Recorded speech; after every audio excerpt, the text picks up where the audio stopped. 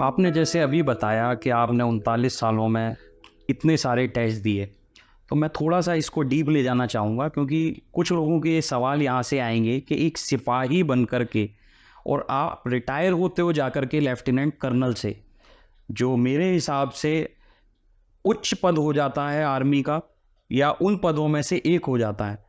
तो मैं थोड़ा-सा ये जानना चाहूँगा जैसे 1969 में आपने कहा कि आप सिपाही थे, तो जो एक 9 साल का आपने टर्नओवर बताया कि वो लगता है, ये क्या है? और आपने कब सिपाही से बड़ी पोस्ट पे जाने के लिए पेपर दिए और उसका क्या प्रोसीजर होता है? पहले जब आदमी सोल्जर बन जाता है तो सोल्जर बनने के बाद अगर मैं चूंकि ईएमई में था इसलिए मुझे जो है ना उस समय हवलदार मेजर टेक्निकल जिसे एचएमटी कहते हैं उसका टेस्ट देने के लिए क्राइटेरिया है 9 साल जब आपकी नौकरी हो जाएगी तभी आप उसके लिए अप्लाई कर सकते हैं। मैंने उसके लिए अप्लाई किया और उसे पास किया और पास करने के बाद मैंने फिर वहाँ पे इंस्ट्रक्टर जब बन गया, क्योंकि मैं पढ़ने में काफ़ी मेहनती था इसलिए अच्छा मैं कर रहा था। क्योंकि हमारे एरिया में शिक्षा तो नहीं थी लेकिन मैंने अपने सीनियरों से अपने कुलीग से ये देखा कि अगर ज़िंदगी में कुछ पाना है तो हार्ड वर्क के सिवा और कुछ नहीं है। इसलिए मैं उनको देखता गया, अपनी प्रेरणा के माध्यम से मैं आगे बढ़ता चला गया और इस तरह से मैं कर गया। और कोई भी आदमी इस तरह से ऊपर उठ सकता है, जा सकता है। जब आपने कहा आप सिपाही से आपने 9 साल बाद उसका एग्ज़ाम दिया और आप ऊपर जा कर के नियुक्त हुए, पेपर में क्लियर हुए, तो कुछ आपके साथ साथी रहे होंगे जो आपके साथ थे, तो उनका रिएक्शन क्या था उस समय? क्योंकि आप उनके साथ थे और एकदम आप उनसे ऊपर चले गए, तो वो उसको कैसे देखते थे? पॉजिटिव देखते थे या कहीं ना कहीं एक कंपटीशन वाली भावना आती थी? क्योंकि आर्मी को हम बहुत ही रिस्पेक्टफुल देखते हैं, तो ये भी जानना जरूरी है कि वहाँ भी क्या कंपटीशन होता है? आर्मी एक ऐसी ऑर्गेनाइजेशन है, मैंने अब रिटायरमेंट के बाद देखा है कि आर्मी से बढ़िया कोई ऑर्गेनाइजेशन नहीं है। मैंने आर्मी में जाके ये देखा है कि जो बच्चा अपने लाइफ में आगे की तरफ प्रोग्रेस करना चाहता है तो जो हमारे सीनियर अधिकारी होते हैं वो गाइड भी करते हैं, हमें समय भी देते हैं और साथ साथ हमें प्रोत्साहित भी करते हैं। इसी तरह से जो हमारे कुलीग होते हैं, साथी होते हैं, वो भी जो है ना हमें इसमें इस प्रगति के लिए हमारी मदद करते हैं। जैसे मान लो सपोज हम कोई टेस्ट के लिए तैयारी कर रहे हैं तो हमारा साथी ये कहेगा रहने दो भाई, आप मैं इस काम को कर लूँगा, तुम अपनी स्टडी पूरी कर लो क्योंकि तुम्हें ये एग्ज़ाम पास करना है। तो आर्मी ही एक ऐसी ऑर्गेनाइजेशन है जहाँ पे कोई ईर्ष्या नहीं होती, सब एक दूसरे की मदद करते हैं। विशेषकर हमारे ऑफिसर्स तो बहुत ज़्यादा मदद करते हैं। सीनियर ऑफिसरों का हमेशा जो है ना बहुत बड़ा पॉजिटिव एटीट्यूड होता है और जवानों को ऊपर उठाने के लिए। आपने अपने कैरियर में कितने टेस्ट दिए? जैसे आप एक पहले सिपाही थे और फिर आप लेफ्टिनेंट तक टेस्ट दे करके गए, तो इस बीच कितने टेस्ट हुए हैं आपके? आर्मी ऑर्गेनाइजेशन ऐसी है कि जिसमें अगर एक बच्चा सिपाही से लेफ्टिनेंट बनना होता है तो भी उसे टेस्ट देना होता है, नाइक बनना होता है तो भी टेस्ट देना होता है, हवलदार बनेगा तब भी टेस्ट देना होगा, जेसीयू बनना है तब भी टेस्ट देना है। फिजिकल और रिटन दोनों प्रकार के टेस्ट हमेशा चलते रहते हैं और साथ ही साथ ट्रेनिंग चलती रहती है। इन टेस्टों ये टेस्ट हमारी ज़िंदगी का हिस्सा बन जाते हैं और उन्हें हमें पास ही करना होता है। अगर हम उन्हें पास नहीं कर सकते तो हम आगे नहीं बढ़ सकते। जैसे कि जब तक हमने डिप्लोमा नहीं किया होता तो हम जो है ना जेसीयू नहीं बनते, और अगर डिप्लोमा नहीं किया होता तो हम टेक्निकल ऑफिसर नहीं बनते। इसलिए ये मैंडेटरी है कि हमें टेस्ट पास करने ही करने हैं। डिप्लोमा, जैसे आपने अभी बोला कि आपने डिप्लोमा किया है, सबसे पहले जो डिप्लोमा का ख्याल आया वो कब आया और ऐसे क्या सिचुएशन बनी थी कि आपको लगा कि नहीं मुझे तो डिप्लोमा करना ही है? क्योंकि जब हम पहली यूनिट में गए और वहाँ जाके हमने सबसे पहले यही देखा कि हाई स्कूल और इंटरमीडिएट वाले बच्चे भी अगर कोशिश करें तो ऑफिसर बन सकते हैं। तो मैंने वहाँ पे पता किया लोगों के बीच में रह के कि ऑफिसर बनने के लिए क्या प्रक्रिया है, कैसे अफसर बना जाता है। तो चूंकि मैं टेक्निकल लाइन में था तो मुझे ये रास्ता बताया गया कि पहले आप डिप्लोमा करो और डिप्लोमा की तैयारी करो, डिप्लोमा जब आप पास हो जाएंगे उसी के बाद फिर आप टेक्निकल ऑफिसर के लिए अप्लाई कर सकते हैं। तो मैं तभी से बस लग गया और मैंने अपना एग्ज़ाम पूरा कर लिया। इवन तो मैं आपको बीच में ये बात भी बताना चाहता हूँ कि मैं चूँकि हमारे यहाँ शिक्षा का इतना ज़्यादा प्रचार नहीं था तो मैं इंटरमीडिएट आर्ट साइड था। अब टेक्निकल लाइन होने की वजह से साइंस का होना बहुत ज़रूरी था और साथ ही साथ जो है ना मैंने अगर ऑफिसर बनना है तो मुझे बहुत सारे टेस्ट की ऐसे सवाल आएंगे जिसमें मुझे साइंस के क्वेश्चंस के भी आंसर करने पड़ेंगे। तो मैंने इंटरमीडिएट साइंस दोबारा भी एग्ज़ाम दिया और वो मैंने भोपाल में दिया और वो भी एग्ज़ाम क्लियर किया। इस तरह से मैंने एक दफ़ा आर्ट से इंटरमीडिएट किया, एक दफ़ा साइंस से इंटरमीडिएट किया। तो इस तरह से मैंने अपने आप को तैयार किया।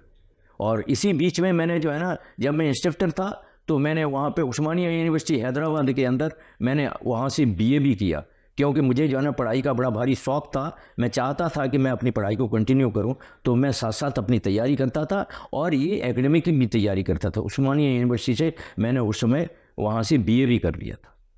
लॉ में मैंने फार्म भरा था, चूँकि मेरी पोस्टिंग हो गई, कुछ ऐसी कमिटमेंट थी मैंने कर नहीं पाई, लेकिन मैं बीए वहाँ से निकाली। तो आपने ग्रेजुएशन भी आर्मी में रहते हुए ही की है? बिल्कुल, आर्मी में रहते हुए मैंने उस्मानिया यूनिवर्सिटी हैदराबाद से बीए किया। आर्मी में ऐसा सिस्टम होता है कि आप रहते हुए हैदराबाद सिर्फ पेपर देने जाते थे या पूरे रेगुलर नहीं होता है। आप जो है ना टेस्ट दे सकते हैं, वहाँ पहले फार्म भरिए, फार्म भरने के बाद उनके जो रूल रेगुलेशन है उनको पूरा करिए और फिर आप एग्ज़ाम दे के उसको पास करिए। और फिर हमारे जो है ना आर्मी की संस्था ऐसी है कि बिल्कुल बाकायदा जो बच्चा जो है ना हायर एजुकेशन करना चाहता है उसे फुल सपोर्ट दी जाती है और मुझे फुल सपोर्ट मिलती गई। मैं अपने आप को खुशकिस्मत समझता हूँ कि शायद मेरी लाइफ में मुझे ऐसे ऑफिसर्स मिले जिन्होंने मुझे बहुत ज़्यादा सपोर्ट किया। वैसे जब मैं ओवरऑल जब देखा तो मैंने देखा कि ऐसा नहीं है, सारे ही ऑफिसर किसी भी यूनिट में, किसी भी रेजिमेंट में, कहीं भी है, जवानों की अपलिफ्ट के लिए बहुत मदद करते हैं। और इस तरह से मैं आगे बढ़ता चला गया, उनकी मदद से मैं आगे बढ़ा। अगर आर्मी जैसी ऑर्गेनाइजेशन ना होती तो मैं कुछ नहीं कर पाता, मैं वहीं का वहीं रह जाता। जैसा कि आपने बताया कि आर्मी बहुत सपोर्ट करती है, तो क्या फाइनेंशियली सपोर्ट एजुकेशन की आर्मी द्वारा ही की जाती है? नहीं, आर्मी का कोई भी हमने एग्ज़ाम अगर क्लियर करना है सिविल का, तो आर्मी कोई पैसा नहीं देती है उसके लिए, वो आप अपने पैसे से ही सारा अपना खर्चा करेंगे। आर्मी वाले तो सिर्फ आपको मोरली सपोर्ट देते हैं, आपको जो है ना समय देंगे और आपको उस समय जो है ना एग्ज़ाम देने के लिए या परीक्षाओं में जाने के लिए आपको छुट्टी जैसे दी जाती है, आपको समय जैसे दिया जाता है, आपको टेम्पोरेरी भेजेंगे, आपको इस तरह से पूरा समय दे के और आपके एग्ज़ाम्स को क्लियर कराएंगे। इस तरह से वो मदद करते हैं। अच्छा, ये तो हुई आपके कैरियर की बात। मैं ये जानना चाहूँगा कि जब सबसे पहले आपने सिपाही के तौर पर आर्मी में भर्ती ली थी, मेहनत उस समय ज़्यादा लगी थी या जो बार बार आपने टेस्ट दिए हैं उनमें मेहनत ज़्यादा लगी?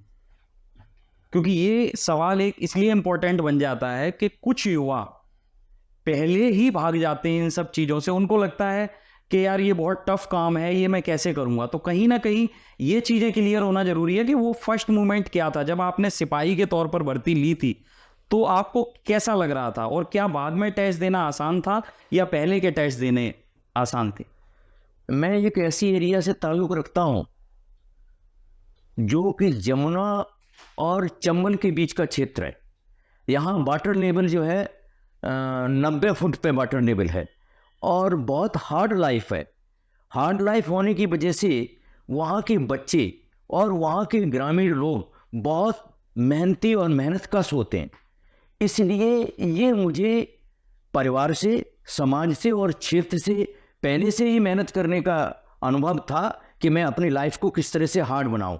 जैसे कि आर्मी में उस समय रनिंग पे बहुत जोर रहता था। जो बच्चा रनिंग पास करेगा, मेडिकल पास करेगा, उसे आर्मी में रिक्रूटमेंट हो जाना ही सही था। और मेरे लिए तो ये बहुत नॉर्मल था, इसलिए कि हमारे यहाँ तो हम ये फील करते थे कि बेहड़ी क्षेत्र होने चाहिए, जमुना के खादर थे, उसमें हम दौड़ के चढ़ जाते थे, दौड़ के उतर जाते थे। तो ये आर्मी के जितने भी टेस्ट थे मुझे बहुत छोटे लगे और मैं एक कदम आगे बढ़ के सबसे और बहुत जल्दी से मैंने उन्हें क्लियर कर देता था। और ये मुझे जो है ना मेरे क्षेत्र ने, जिस क्षेत्र में मैं पैदा हुआ था, जिस मिट्टी में मैं पला बड़ा था, उस मिट्टी का आशीर्वाद था। इसकी वजह से मेरे लिए हाफ ऑफ दी जो अटेम्प्ट थी वो हमारे क्षेत्र से पूरी हो गई। बाकी रही एकेडमिक की, एकेडमिक में जैसे जैसे आर्मी में घुसता गया, एकेडमिक मेरे साथियों ने, मेरे ऑफिसर ने मुझे गाइड कर दिया। मैं चूँकि अपने दिमाग में ये ठान चुका था कि मैंने अगर नौकरी करनी है तो अफसर बन के करनी है, और मैंने अंततोगत्वा वो अचीव कर लिया। और यही मेरा एक लक्ष्य था कि मैं आर्मी में एक रिमोट एरिया से आने वाला बच्चा, जहाँ पे कि जो है ना तकरीबन 6 किलोमीटर हम लोग जब कक्षा 1 में पढ़ते थे तो 6 किलोमीटर पैदल जाते थे, न साइकिल होती थी न कुछ होता था। 6 किलोमीटर पैदल जाके और फिर आके घर के सारे काम करना। ऐसी हार्डी एरिया से जो है ना, अगर हम अफसर बन सकते हैं तो मैं ये समझता हूँ कि कोई भी बच्चा ये नहीं कह सकता कि मैं अफसर नहीं बन सकता हूँ, बशर्ते कि उसने अपनी लाइफ का बेस्ट जो है ना इस लक्ष्य को प्राप्त करने के लिए लगाया है। बिल्कुल सही बात है। आपके हिसाब से आज युवाओं को भर्ती के लिए क्या करना चाहिए, और जो भर्ती है उसका पूरा प्रोसेस क्या है? आर्मी के लिए एक फिजिकल स्टैंडर्ड होता है, उस स्टैंडर्ड में जो लोग आएंगे वही आर्मी में भर्ती हो सकते हैं। आर्मी की भर्ती में ऐसा नहीं है कि सभी बच्चे भर्ती हो सकते हैं। जो उनका मापदंड है उस मापदंड को आप अगर पूरा करते हैं, उसके बाद आपको अपना फिजिकल बहुत अच्छा तैयार करना पड़ेगा।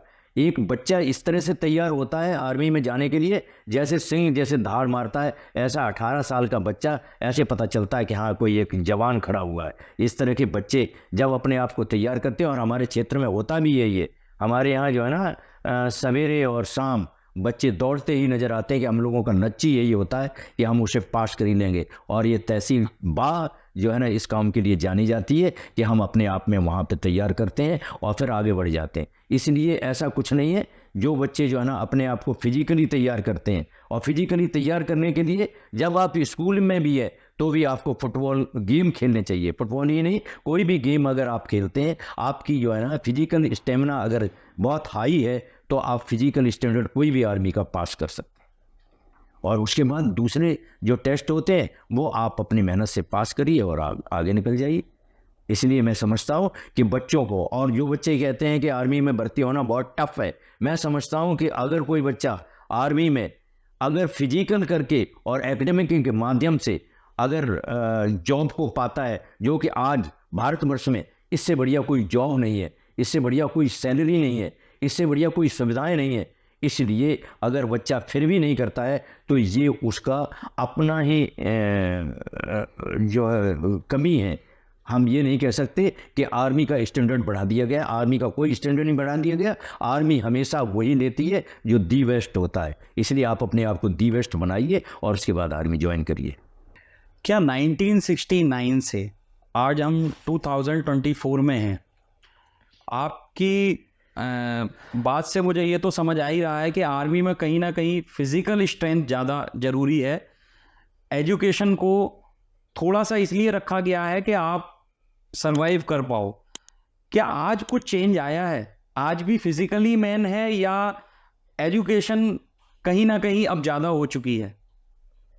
1969 या उन दिनों फिजिकल प्रथम था, सेकेंडरी था एजुकेशन। लेकिन अब चूँकि भारतवर्ष की फ़ौज इतनी मॉडर्नाइज हो चुकी है कि उसके अंदर इतने अच्छे अच्छे इक्विपमेंट आ चुके हैं कि बगैर बच्चा हाईली एजुकेटेड हुए उनको ऑपरेट नहीं कर सकता है। इसलिए एजुकेशन के ऊपर काफ़ी ध्यान दिया जाता है और बच्चों का बहुत अच्छा टेस्ट रिटन का लिया जाता है ताकि वो एजुकेशन के टेस्ट को क्लियर कर सकें। फिजिकल और रिटन दोनों ही बराबर पैरेलल चलते हैं और दोनों ही में अगर बच्चे की योग्यता ठीक है तो ही हो सकता है। अब ऐसा नहीं है कि फिजिकल करके, पहले के ज़माने में फिजिकल करके बच्चे भर्ती हो जाते थे, अब ऐसा नहीं है। अब आपको फिजिकल के साथ साथ अपनी एकेडमिक भी योग्यता पूरी की पूरी दिखानी पड़ेगी, तभी आप आर्मी में जा सकते हैं, क्योंकि आर्मी जो है ना बहुत ज़्यादा मॉडर्नाइज हो चुकी है।